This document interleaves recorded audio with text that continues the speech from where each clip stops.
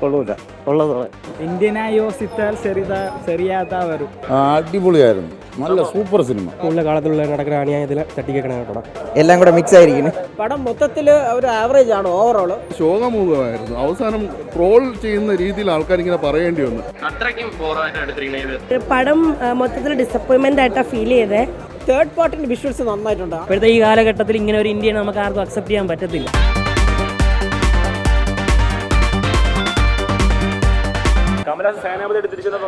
അടിപൊളിയായിരുന്നു. നല്ല super cinema. കുറഞ്ഞത് ഒരു 800-900 കോടി, എങ്ങനെ വെച്ചാൽ 1000 കോടി പോകും. പടം കൊള്ളാം, അടിപൊളിയാണ്, കൊള്ളാം, നല്ല അറിയും. ഇപ്പോൾ ഉള്ള കാലത്തുള്ള നടക്കുന്ന അണിയായതിൽ തട്ടിക്കേക്കണ പടം അടിപൊളി. കൊള്ളാം, അടിപൊളി. കൊള്ളാം, പടം കൊള്ളാം, എല്ലാം കൂടെ മിക്സ് ആയിരിക്കുന്നു. പടം മൊത്തത്തിൽ ഒരു ആവറേജ് ആണ് ഓവറോൾ. ഫസ്റ്റ് ഹാഫ് കുറച്ച് ബിലോ ആവറേജ് ആണ്.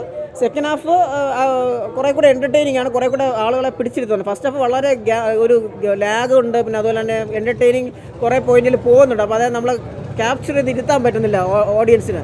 സെക്കൻഡ് ഹാഫിൽ പക്ഷേ അതുപോലെ തന്നെ ഒരുപാട് സെൻറ്റിമെൻ്റ് രംഗങ്ങളും അത് സിദ്ധാർത്ഥിൻ്റെ അഭിനയം ഭയങ്കര സൂപ്പറാണ്. സിദ്ധാർത്ഥ് ജീവിച്ച് അഭിനയിക്കുന്ന ലെവലിൽ ഉള്ള സീൻസ് ഉണ്ട്. പിന്നെ ഉലകനായിട്ട് നമ്മൾ പറയേണ്ട അഭിനയത്തിനെ കുറിച്ച് റേറ്റിംഗ് ഒന്നും പറയേണ്ട കാര്യമില്ല. പക്ഷേ എന്നാൽ പോലും പുള്ളിയെ നമ്മളെ കമൽഹാസൻ സാറിനെ അത്രത്തോളം യൂസ് ചെയ്തില്ല എന്നുള്ളൊരു തോന്നലുണ്ട്. പല സീക്വൻസിലും ഒരുപാട് നിറഞ്ഞു നിൽക്കുന്നുണ്ട്. പക്ഷേ ഡയലോഗ് ഡെലിവറീസിലും അതുപോലെ തന്നെ ഫൈറ്റ് സീക്വൻസും എല്ലാം ഭയങ്കര റെപ്പിറ്റേറ്റീവാണ്.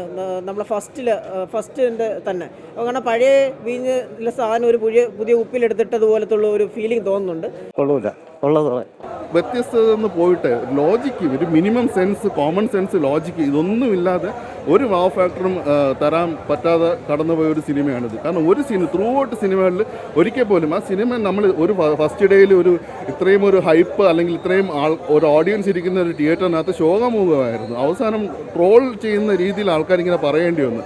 അത്രയ്ക്കും ബോറായിട്ട് എടുത്തിരിക്കുന്നത്. ട്രെയിലറിലുള്ള ഒരു സംഭവം വന്നിട്ടില്ല, ഒന്നുമില്ല. സത്യം ഡിസപ്പോയിൻമെന്റ്, ഹൈലി ഡിസപ്പോയിൻമെന്റ്. മ്യൂസിക് എങ്ങനെയുണ്ട്?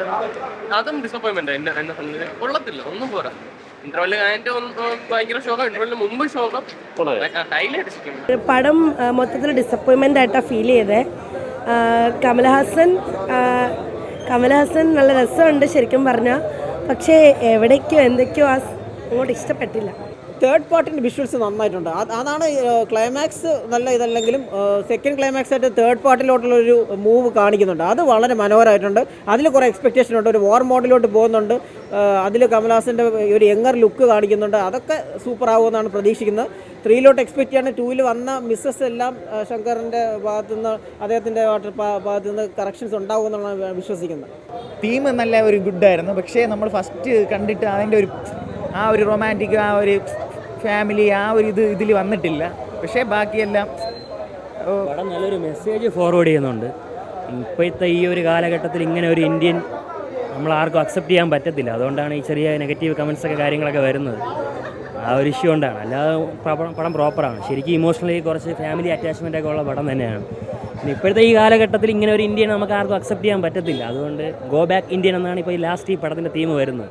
അത് ഒരു ലൈനിൽ പറഞ്ഞു കഴിഞ്ഞാൽ ഇതിൻ്റെ പറയാൻ ഉദ്ദേശിച്ച കാര്യങ്ങൾ നല്ലതാണ്. പക്ഷേ അത് എടുത്തു വന്നപ്പോഴത്തേക്കും സ്ക്രിപ്റ്റും ചോയ്സ് ഓഫ് ആക്ടേഴ്സ് എല്ലാവരും വളരെ ടെറിബിളായിരുന്നു.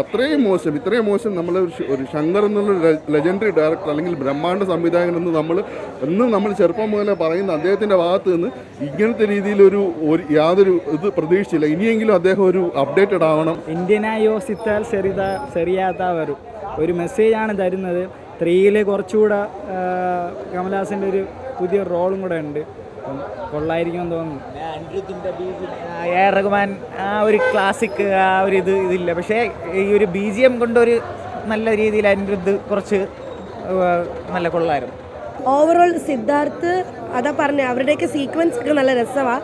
എനിക്ക് തോന്നുന്നു തേർഡ് പാർട്ടായിരിക്കും കുറച്ചും കൂടി നല്ലതെന്ന് തോന്നുന്നു. അനിരുദ്ധിൻ്റെ മ്യൂസിക് എല്ലാം സെയിം ട്രാക്കാണ് പുള്ളി പോകുന്നത്. അപ്പോൾ അത് ഒരു വ്യത്യാസമില്ലായ്മ കുറച്ച് അനുഭവപ്പെടുന്നുണ്ട്. കാരണം ഇതിനകത്ത് കുറച്ചും കൂടി സെൻറ്റിമെൻ്റൽ സാധനങ്ങളൊക്കെ വേണ്ട ഒരു സീക്വൻസിൽ മാസ് ഒന്നും ഇട്ടിട്ട് അത്രത്തോളം ക്രൗഡിനെ ഇരുത്താൻ പറ്റുന്നില്ല എന്ന് തോന്നി. പക്ഷേ ഓവറോൾ എന്തായാലും വന്ന് 1 ടൈം വാച്ചബിൾ ആണ്. ഒരുപാട് എക്സ്പെക്റ്റേഷൻ വരരുത്. അപ്പോൾ പിന്നെ ഡിസപ്പോയിൻ്റ്. ഒരു സിൻസിയർ റിവ്യൂ എന്ന രീതിയിൽ 1 ടൈം വാച്ചബിൾ ഒരു ആവറേജ് മൂവിയാണ്.